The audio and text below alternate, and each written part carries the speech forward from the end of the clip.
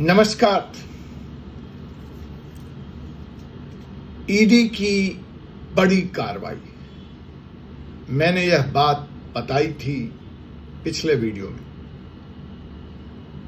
मुकेश अंबानी के एक और करीबी पर खतरा मंडरा रहा है।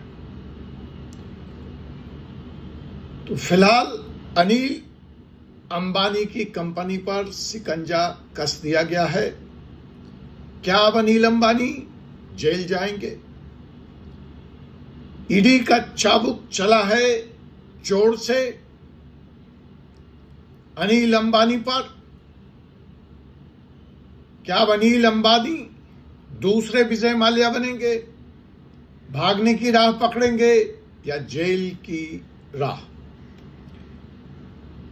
जी हां दोस्तों, मैं हूं आपका होस्ट और दोस्त doctor Jay Kumar Pandey, supreme court of India से। और फिलहाल इस वक्त आप देख रहे हैं 4C लॉ पार्टनर्स का कानूनी चैनल। तो जनाब, अनिल अंबानी धीरूभाई अंबानी के बेटे, मुकेश अंबानी के भाई पर चल गया है कि एम्पायर पर, साम्राज्य पर ईडी का डंडा।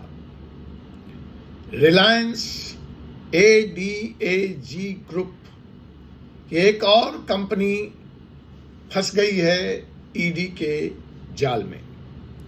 इस वीडियो में हम ब्रेकडाउन देंगे आपको ईडी की रेड का, मनी लॉन्ड्रिंग के आरोप का, और क्या अनिल अंबानी का नाम हो सकता है अगले विजय माल्या, नीरव मोदी की लिस्ट में। जी हां, तो देखिए 4C सुप्रीम लॉ का यह एक्सप्लोसिव एनालिसिस, जहां टकराने जा रहे हैं कानून, पॉलिटिक्स और पैसा। आवाज तो निकलेगी जन्नाटेदार। लाइक कीजिए, शेयर कीजिए और सब्सक्राइब करना बिल्कुल मत भूलिएगा। तो दोस्तों, इंडिया का सबसे बोल्ड लीगल चैनल, जहां कानून के हर पहलू पर बात होती है, एक्सपोजेस होते हैं बिना किसी लाग लपेट या फेवर के। आज बात होगी इस नए कॉर्पोरेट धमाके की, अनिल अंबानी की कंपनी के ऊपर ईडी के बड़े रेड की। क्या रिलायंस ADAG ग्रुप फंस गया है पैसे के खेल में? क्या अब अनिल अंबानी बनेंगे एक और भगोड़ा? दोस्तों, ईडी ने अपने लेटेस्ट एक्शन में रिलायंस कम्युनिकेशन और उसकी एसोसिएट्स कंपनी के ऑफिस पर, प्रमोटर्स के प्रीमाइसेस पर रेड किया है। यह red prevention of money laundering act PMLA के तहत किया गया है। सोर्सेस के मुताबिक ईडी ने कुछ सस्पिशियस फॉरेन ट्रांजैक्शंस और सेल कंपनीज के थ्रू पैसा घुमाने का एविडेंस पकड़ लिया है। अब कितना सच है, कितना झूठ है, यह तो जब ईडी कोर्ट के सामने अपने दस्तावेज पेश करेगी तभी पता रहेगा। यहां याद रखें आप, सनद रहे आपको, कि अनिल अंबानी का नाम पहले भी यस बैंक स्कैम में, आरकॉम डिफॉल्ट में और चाइनीज लोन डिस्क्लोजर में आ चुका था। सुप्रीम कोर्ट ने 2019 में उनको पर्सनल गारंटी के बेसिस पर आरकॉम की लायबिलिटी चुकाने का ऑर्डर भी दिया था, वरना उन्हें जेल जाना पड़ता।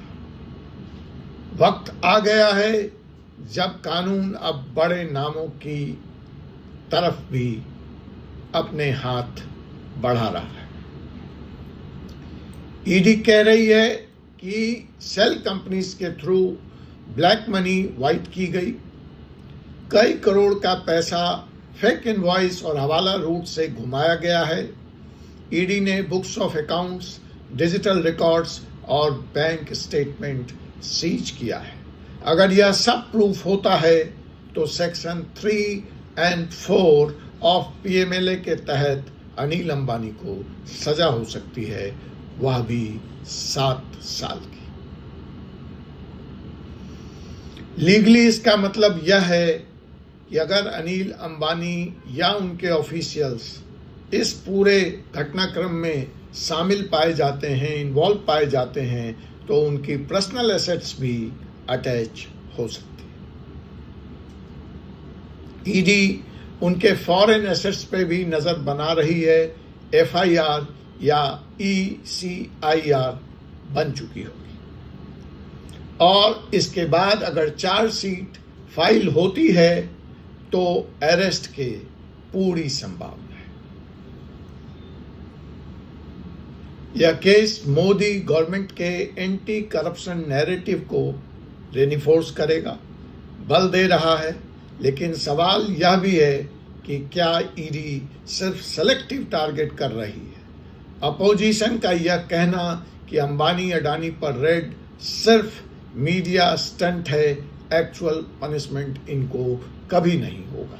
यह केस टेस्ट होगा बीजेपी के करप्शन फ्री इमेज का, ऐसा भी लोग कह रहे हैं। अनिल अंबानी एक वक्त में एशिया के सबसे अमीर आदमी थे। आज उनकी कंपनीज एनसीएलटी के चक्कर काट रही है। क्या यह डाउनफॉल परमानेंट है या फिर एक और पॉलिटिकल सेटलमेंट बनकर सामने आएगा? कानून सबके लिए एक जैसा होना चाहिए, आम आदमी हो या कॉर्पोरेट, टाइकून हो या रिक्शा वाला। ईडी की यह रेड एक एग्जाम्पल है कि अगर सच में एविडेंस हो तो कोई भी कानून से बच नहीं सकता। अब देखना यह है कि क्या अनिल अंबानी जेल जाएंगे या फिर सिस्टम उन्हें बचाएगा। आपका इस बारे में क्या कहना है? कमेंट करिए, लिखिए। इस वक्त ईडी बड़े नामों की तरफ, जिसमें कई अन्य लोग भी शामिल हैं, काफी तेजी से एक्टिव दिख रही है, कार्रवाई करते हुए नजर आ रही है। वो बड़े नाम रॉबर्ट वाड्रा से लेकर सीनियर बैंक ऑफिशियल्स, कई सीनियर बैंक ऑफिशियल्स तक के हैं जो लोन घोटाले में शामिल हैं। इधर सुप्रीम कोर्ट के निर्देश पर सीबीआई दिल्ली में बिल्डर बैंक नेक्सस की जांच अलग से कर रही है। इस मामले में और भी कोई अपडेट होगी तो हम जरूर लेकर आपके बीच में उपस्थित होंगे। तब तक के लिए इस वीडियो को लाइक कीजिए, दोस्तों के साथ शेयर कीजिए और फोर्स सुप्रीम लॉ पार्टनर को सब्सक्राइब करना मत भूलिए। आपके लीगल सवालों के लिए कमेंट करें या कनेक्ट करें हमारी टीम से। आप कानून के इस जंगल में सिर्फ सच जिंदा रहता है और हम वो सच आपके सामने लाने का प्रयास करते हैं। हमारा यह प्रयास कैसा लगता है आपको कमेंट करके जरूर बताइएगा। आपसे पुनः मुलाकात होगी एक ऐसे ही विषय के साथ अगले एपिसोड में। तब तक मुझे advocate doctor Ajay Kumar Pandey supreme court of India को अनुमति दीजिए। जय हिंद, जय भारत, जय संविधान।